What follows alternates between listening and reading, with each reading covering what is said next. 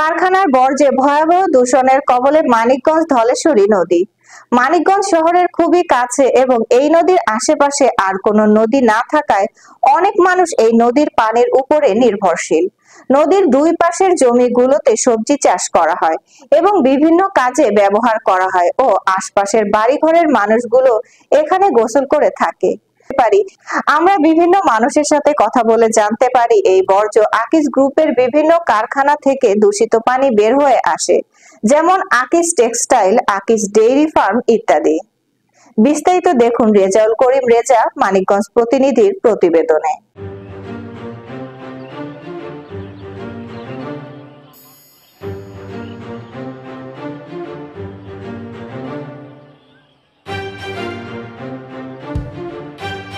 গোসল করা যায় না, পানি কারখানার আবর্জনা সেখানে পানি নষ্ট হয়ে গেছে, গোসল করা যায় না। নদী তো একটাই, শরীরে কোনো চুলকানি টুলকানি এরকম কোনো কিছু হয়?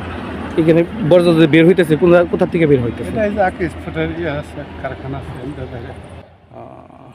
তার মানে এটা সবসময় বের হইতেই থাকে এই বজ্রগুলো? সবসময়